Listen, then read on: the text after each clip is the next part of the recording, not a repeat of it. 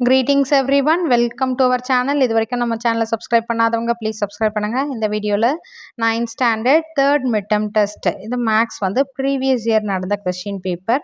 So இது மாதிரி நம்ம daily maths question paper upload பண்ணுறோம். ஒரு நாள் விட்டு ஒரு நாள் அந்த மாதிரினா நீங்கள் வந்து மேக்ஸ் கொஸ்டின் பேப்பர் பொறுத்த வரைக்கும் டெய்லி பேஸில் நம்ம ஸ்டடி பிளான் பண்ணியிருக்கோம் இல்லைங்களா. ஸோ மேக்ஸ் வந்து 2 days பிளான் பண்ணியிருக்கோம். ஒரு சாப்டரில் ஒரு எக்ஸசைஸ் வந்து ஒரு நாளைக்கு எக்ஸாம்பிள் சம்ஸ் ஃபுல்லாக பார்க்கணும். அதுக்கு அடுத்து அந்த எக்ஸசைஸ் சம்ஸ் ஒரு நாள். ஸோ அந்த மாதிரி பிளான் பண்ணும்போது உங்களுக்கு ஈஸியாக கவர் பண்ணலாம். இப்போ இதில் பார்த்தீங்கன்னா சூஸ் த அப்ராப்ரியேட் ஆன்சர் வந்து 7 கேட்டிருக்காங்க. 7 1 மார்க்ஸ்.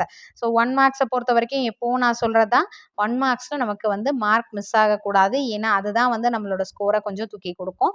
சில சப்ஜெக்ட்லாம் வந்து நமக்கு 5 மார்க்ஸ், சயின்ஸ் சோஷியல் எல்லாம் வந்து 5 மார்க்ஸில் கூட 1 மார்க்ஸ் வரும். ஃபில் இந்த பிளாங்க்ஸ் மேட்ச் அந்த மாதிரி. ஸோ 1 மார்க்ஸ்க்கு கொஞ்சம் இம்பார்ட்டன்ஸ் அதிகமாக கொடுங்க. அதுக்கு அடுத்தது பார்த்தீங்கன்னா ஜாமெட்ரி கிராஃப். மேக்ஸை பொறுத்த வரைக்கும் ஜாமெட்ரி கிராஃப்க்கு நல்லா தரோவாக இருக்கணும். இப்போ பார்த்தீங்கன்னா 7 மார்க்ஸ் வருது. இப்போ நீங்கள் எந்த சாப்டரில் எந்த எக்ஸசைஸ் வரைக்கும் முடிச்சிருக்கீங்களோ இந்த கொஷின் பேப்பர் பார்த்தீங்கனாலே உங்களுக்கு ஒரு ஐடியா கிடைக்கும்.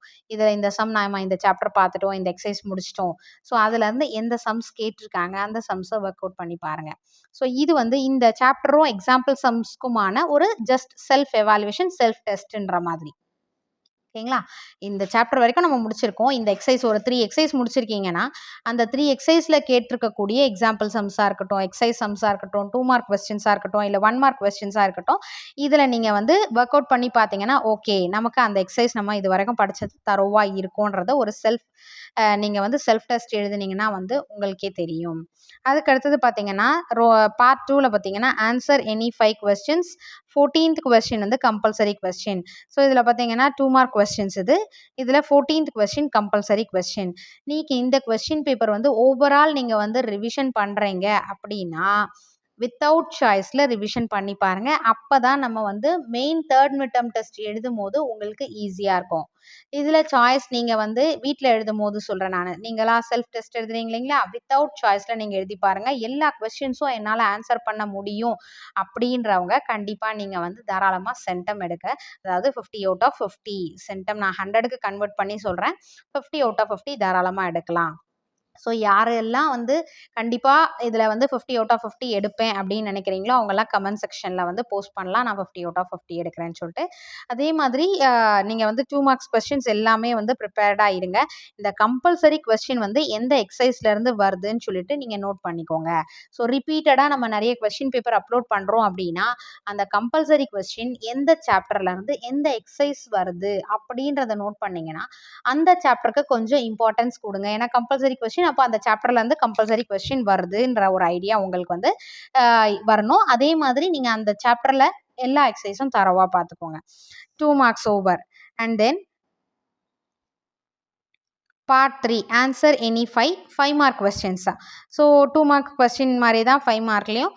இதில் பார்த்தீங்கன்னா 21st கொஸ்டின் வந்து கம்பல்சரி கொஸ்டின் சொல்லியிருக்காங்க. ஒரு 5 மார்க் கொஸ்டினும் நீங்கள் போட்டு பாருங்கள். ஸ்டெப் பை ஸ்டெப்புக்கு மார்க் இருக்குது மேக்ஸை பொறுத்த வரைக்கும். அதனால் ஸ்டெப் பை ஸ்டெப் வந்து கிளியராக போடுங்க. ஒன்ஸ் ரீசெக் பண்ணுங்கள் போட்டு முடிச்சிட்டோடனே மேக்ஸில்.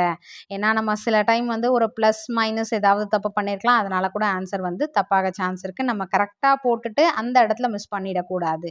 ஸோ ஒர்க் அவுட் பண்ணி பாருங்கள். மேக்ஸிமம் மேக்ஸை பொறுத்த வரைக்கும் அப்படியே பார்க்குறத விட ஒர்க் அவுட் பண்ணி பாருங்கள். செல்ஃப் டெஸ்ட் நிறைய எழுதி பாருங்கள். நீங்கள் மேக்ஸு எத்தனை கொஸ்டின் பேப்பர் டெஸ்ட் எழுதி பார்த்துருக்கீங்கன்னு சொல்லிட்டு எனக்கு ஃபைனல் நான் கொஸ்டின் பேப்பர் அப்லோட் பண்ணுவேன் பார்த்தீங்களா, எக்ஸாம் நியர்பை, அதில் கமெண்ட் செக்ஷனில் போஸ்ட் பண்ணுங்கள். ஸோ மேக்ஸ் கொஸ்டின் பேப்பர் எத்தனை பாசிபிள் இருக்கோ அத்தனை கொஸ்டின் பேப்பர் ரிவிஷன் பண்ணுங்கள். அதே மாதிரி இன்னொன்று பார்த்தீங்கன்னா இப்போ நீங்கள் ரிவிஷன் பண்ணிட்டீங்க அப்படின்னா, அதாவது நான் வந்து தேர்ட் மிட்டம்க்கு நல்லா தரோவாக படிச்சுட்டேன். ஏன்னா அதுக்கான டைம் வந்து ரொம்ப இருக்குது. ஸோ தேர்ட் மிட்டம் நான் நல்லா ப்ரிப்பேர் பண்ணிட்டேன் அப்படின்னா தேர்ட் மிட்டம் முடிஞ்ச உடனே நம்ம ஆனுவல் எக்ஸாமுக்கு ப்ரிப்பேர் பண்ண ஆரம்பிச்சிருவோம். அப்போ quarterly portions, half yearly portions அது ஹெவியாக இருக்குது.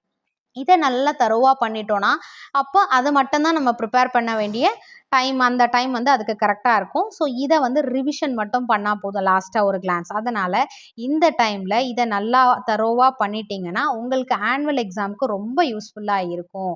அதனால் எந்த ஒரு கொஸ்டினும் எந்த சப்ஜெக்ட்லையும் மிஸ் பண்ணாதீங்க. எல்லாமே வந்து படிச்சிட்டிங்கன்னா ஆனுவல் எக்ஸாமுக்கு ரொம்ப ஈஸியாக இருக்கும்.